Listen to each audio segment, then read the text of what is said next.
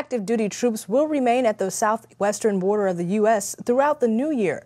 Defense Secretary Jim Mattis is extending the deployment, which was supposed to end mid-December. The move comes as the Trump administration weighs what to do about the impending arrival of migrant caravans who've been making their way toward the border. The president initially ordered about 5,800 troops to the southern borders of Texas, Arizona, and California back in October. But now they will remain until at least January 31st. And for more on that, we turn to CBN News contributor Chuck Holt. And Chuck, what role are the troops playing there at the border? Well, initially, they were just shoring up the defenses along the border fence. That is, putting in concertina wire, shoring up the physical barrier. And they did not have any active role in stopping people from coming across. But once we saw the migrant rush a couple of Sundays ago, where over 1,000 of them tried to rush the border entry point at San Ysidro, the military kind of changed its tactics a little bit. And now there are several military police companies that are actively engaged in training for riot control techniques. That is to be able to shore up the Border Patrol forces that are along that border and trying to make sure that those large groups of migrants are not able to just crash the border and come in. Chuck, what about Border Patrol? Are they equipped to handle this influx of migrants? Border Patrol has thousands of agents along the border, but the problem is there's 2,000 miles of border to cover. And so they try to amass them in the areas where they think there might be the biggest incursions.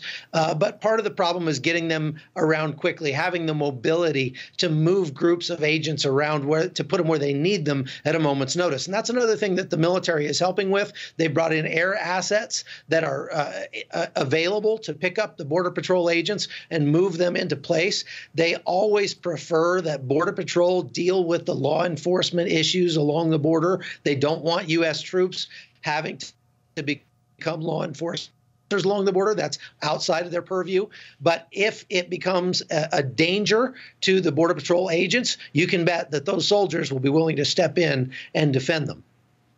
Chuck, you've spent some time inside the Caravan. What is your biggest takeaway from your time on the ground with them?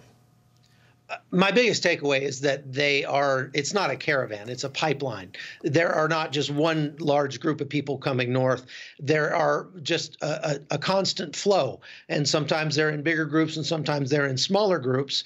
The vast majority of the people that we spoke with inside the Caravan were very clear that they were coming north for economic reasons and that they wanted a better life or a better job or more money or whatever in the United States. But the thing that was really impressed upon me, as the president has been really pilloried in the press for, quote unquote, the separation of families, is that the lax border enforcement is what was really separating families. Because when the people in this pipeline are sold on the idea that you can come north walking and just walk right into the United States, typically what they do is the breadwinner leaves the family or takes one of many children and leaves the rest of the family behind and comes north to try to get asylum.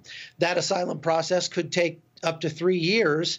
And in the process of that, he's not going to be able to go back and visit his family. And so that family will be separated for a long time. Yeah. All right. Chuck Holton, thank you so much. Good to see you.